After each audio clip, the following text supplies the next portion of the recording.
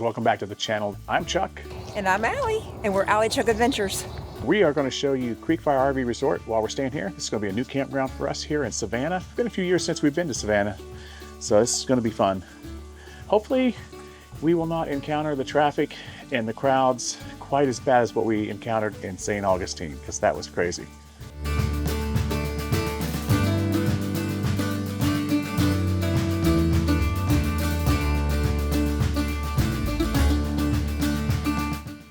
We will be here until the day after New Year's. Actually, we're going to be here till New Year's Day, and then we're moving to Getaway Island. We are loving the little solo stove that we have. It is so easy to clean. We used it last night. Once the fire is out, we were just able to let it cool down. It didn't take long for it to cool down. Put it away in our storage bin. It's been working great. Definitely happy that I did this and invested in this, and was able to invest in this tote here to keep all my sewer hoses and connections in here instead of just, I used to keep them in a laundry basket. We pulled in here this afternoon. We didn't even unhook yet. I still got to unhook the Bronco. So one thing I was reading in the rules here is if you're going to use a breathable mat like this on grass, it has to be rolled up nightly. We are out exploring the campground right now. We are walking over to what they have here is some lake sites.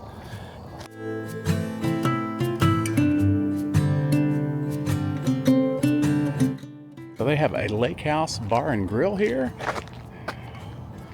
Pretty awesome. It doesn't look like it's open. It does look like they have like a food airstream here. So we're gonna have to do some inquiring about this to find out, you know, when is this open? Is it closed down? Yeah, big fire pit. Oh my. This is more than we expected to be here, actually. Pretty out here. Although it's not open. Yeah, they got a nice big fire pit. They do have a nice little lake here. I like these campsites that are on the lake. Look at that Class A over there. We could be pulled into a site like that and have a nice front view of the lake here. Wouldn't that be beautiful? Yeah. So we just got through checking out the camp store here, where you check in. Actually picked up a little sticker and a shot glass that says CreekFire on it. We did a little walking around the grounds here. And I don't know for certain, but I think this used to be a horse farm or some sort of farm. And I think this was a house. And if it was, it's a nice house. It's a big house. We walked around. They have a great pool here with that's heated. Might even get in that tomorrow. They have a lazy river, which is closed right now. They have a kiddie splash area for kids. That's closed right now for the season. They have a lot of stuff here. They have the beach volleyball. They have pool tables. Just a lot of different things here at this campground so far. So when you walk right into the lobby there, the main house, they have all of these brochures that you can choose from, different ideas, plan out your visit while you're here. And I got a bunch of museum houses. I love checking out old homes and touring them. We couldn't do that kind of stuff with Nikki, so I definitely want to tour some old homes this time. I will say that CreekFire RV Resort here is a very nice resort, especially if you have kids and you want to do some pool activities, especially in the summertime. I guarantee you this place is hopping, you know, when everything's open. Some of the things like the lazy river, obviously not open this time of year here. We would definitely recommend this campground if you're staying in the area, and especially if you have kids, because there's a lot of activities to do here. We are going to go out and do a little exploring here, because we are, I think, about 20 miles from downtown Savannah here. So the first place we went back and visited that we haven't been to in a few years was the Wormsloe State Historic Site. They opened a new 6,000 square foot visitor center, and we learned that they opened that back in January of 2024. So very new, very nice, even had a fireplace outside. This is where the tram is. Okay. This is all new here. They take you here and then they... So everything's new here. There's a new visitor center. Used to, we paid over here. Yeah. And we just drove down to here. And then parked. Okay. So this is all new. Okay. So we used to park and drive down that road on our own, but I guess they do not allow private citizens to drive down the road anymore and park back here. You have to park up front and take a trolley to here. So we just got through checking out the museum here at Wormsloe Historic Site. Something we didn't do before, apparently, because I don't remember any of that inside, so we probably didn't go in because we had Nikki. I would say we probably just went ahead and started walking the grounds. We're getting ready to walk the William Bartram Trail. Now, I'm sure we've done this one before. We're going to check out, what is it? What is it we're going to? So it's crazy to me that here we are, almost in January. We're in Savannah, and we're in short sleeve shirt, and not even cold. This is just unheard of. So we're here at the Tybee Ruins, which is, we've learned that Noble Jones is, basically, this was his home. We discovered that Noble Jones, who was an Englishman that came over from England with about 100 plus colonists on the Anne, settled here, and he built some of the first homes here in Savannah. Very interesting. He was a jack of all trades, kind of like Chuck. And these are the ruins of his home right here. 5-room, 1.5-story house was here. Right where that stump is, that was where his home was. That was probably where his living room was. And see, right across there, that was some remnants of the chimney. Very cool. Love this kind of history. Especially knowing that he built some of the first homes here in Savannah. That's, to me, it's just very neat. There is a picture right there of Noble Jones. He looks quite noble, don't you think? Yeah. So this picture here in the pamphlet is actually Noble Wimberley Jones, which is the son of Noble Jones. So what you're looking at here is the original grave site of Noble Jones and his family, but they have been moved twice, and they are now located in the Bonaventure Cemetery. Definitely remember this from, I think it's been about 5 years or so since we've been here to this site. We did do this twice, and I do remember that there are some old historic buildings somewhere around here that we're going to try to find. Pull out your inner child. Nope, I can't. You can do it. I'm scared. I'm telling you, I just can't do it. Why? My hands are drenched with sweat right now. Why? I'm terrified of ladders. It is $12 a person to tour everything, which is a really good price, I think. One thing we will mention here too, when you're doing the tour here at Wormsloe, is definitely take the tram. I actually timed the tram coming back from the historic ruins, and it was about a 15-minute ride. And it seemed like down that trail of trees, it's probably more than a mile. I mean, we walked over 1.5 miles just walking around the ruins and the cemetery and all that kind of stuff. So unless you really want to put some miles in, definitely take the tram. Funny thing, when we were in the museum part of the Wormsloe plantation, it dawned on me that Georgia, the state, was probably named after King George. Never put 2 and 2 together. Allie just looked it up, and it was named after King George II of Great Britain.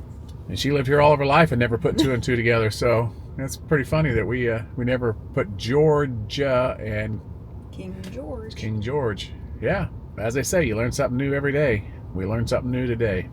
So we just finished grabbing lunch after the Wormsloe plantation, and I said to Allie, I said, let's just take a drive to Tybee Island. I've never been to Tybee Island. I don't know if I've been or not. I can't tell you. So if she can't remember it, it's going to be like something First time all new anyways. again. So we're going to go check out Tybee Island while we're here.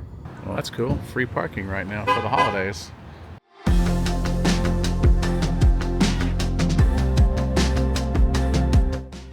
We were telling you guys earlier today that it was like summer here, and we were short sleeves, but now we're on the beach. Because we get the wind off the water here. Yeah, and it's cold right now. It is neat though. We're underneath the pier here at Tybee Island. Always kind of wanted to walk underneath a pier like this before, and we never done it before. Tybee Island is a really cute little town so far from what we're seeing of it. And I do think they have an RV campground that we passed on the way in that we might go back and check out and see. I'm thinking possibly back in college I came to Tybee Island because I went to Georgia Southern University for my first year of college, and the guy that I was dating at the time, I think we came over here. I'm not 100% sure, but I think so. And I cannot believe that there are people out there in the water right now. Kids, I should say. They're braver than I am to be in this cold of water. Whew. It is cold.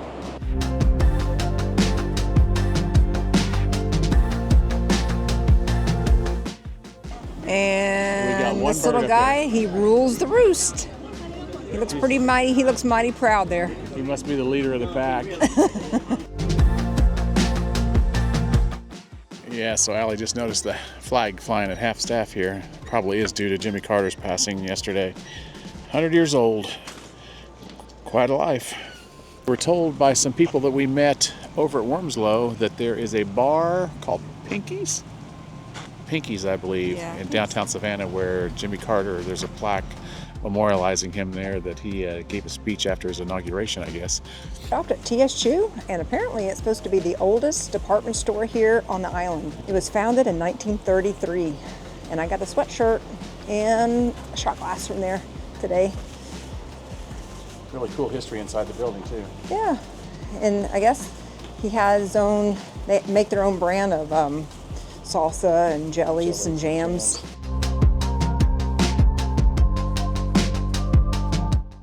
Tybee Island's a cute little town. Definitely glad that we took the extra time to scoot on out here after we had lunch today, because I like this town. I like almost has to me like a larger like Cedar Key, Florida type of vibe, or an Apalachicola, for Georgia. Very much but a beach town too. Very cool little shops. Plenty of little bars to hang out, grab a drink in. We're going to actually drive by the RV campground that's up here on the way out, because this might be a place we might want to come back and do some RVing in the future. You just never know. But if you're in the area, if you're definitely near Savannah and you got extra time, do yourself a favor and go ahead and head on over to Tybee Island for a few hours. It's well worth it. We are downtown Savannah this morning, and we are going to check out the Mercer Williams Museum and House. This house was featured in the movie Midnight in the Garden of Good and Evil. It's been kind of a bucket list thing for us to look at over the years, but again, one of those things you can't really do when you got a dog. So we're trying to get some of these things done today before we end up with another dog. It's our first stop in downtown Savannah on this trip, and so far, compared to St. Augustine, where we came from, not near as bad. I mean, pull right in and find a parking space right off the bat. This town is a little bit more designed for traffic than what St. Augustine is. So the Johnny Mercer and Williams house tour was amazing. I know that I took the tour in the past with my mom, but I had forgotten about it. The only thing that I remembered was the garden part when you first start the tour. We learned a lot of information about Mr. Williams and how he bought the home in 1969, and 10 years prior to that, sat vandalized. Came in, bought the home, refurbished it, and now it sits today with family living still there upstairs. So the Mercer Williams house and museum and the tour, we were not allowed to film or take photography in there, unfortunately, because it was actually really beautiful inside. It was $13 a person for the tour, and they have a nice little gift shop down in the lobby as you're waiting to take your tour. I definitely learned a couple things. I learned that was not Johnny Mercer's home. Because it was the Mercer home, I thought it was Johnny Mercer, but it was part of his family. We're here at Fort Pulaski, and it was $10 a piece for us to get in here. And I guess the pass, paying for the pass to come over here today, she said is good for 7 days, which I don't know why we'll want to come back, honestly. Once we see it, we'll pretty much be done, but we love looking at old forts, so we're going to go check out this Fort Pulaski. So we just got finished touring Fort Pulaski here, and I knew I would like it, but I think Allie... I was definitely pleasantly surprised. This was a beautiful fort right here. I mean, with the moat that goes around it, there's 2 bridges you have to cross to get into the fort, and there's all this earthworks and these little tunnels that you can walk through where I guess they kept ammunition. And I liked about it was showing us like the kitchen and the barracks and the chapel, yeah, and the infirmary, prison. It's just neat how they had it all set up. Yeah, very, very cool that you could just go through basically every room you could go through there, and they had little placards set up at the beginning of each room where it kind of would explain what that room was and what it was used for. So it was very interesting to learn as you go around the bottom of the fort and go in each room some of the major cannons that they had in there, and you could see where there were cannons back in the day. One of the things that I thought was really cool is they actually had where the floor was removed to kind of show you how it was built underneath the flooring. When we first went into the museum here, there was a movie playing, and they were describing how the fort was built and how they would drive these pilings down into the soil, into the earth, and that this fort has not settled in the 150 plus years or whatever since it's been built. They said there's no cracks because it just hasn't settled. It was really a feat of engineering. So we also liked climbing the stairs and going to the top and being able to look at the view from above. It was beautiful. And they have a gift shop right inside. One of the rooms, yeah. It was one of the rooms. One of the rooms of the fort.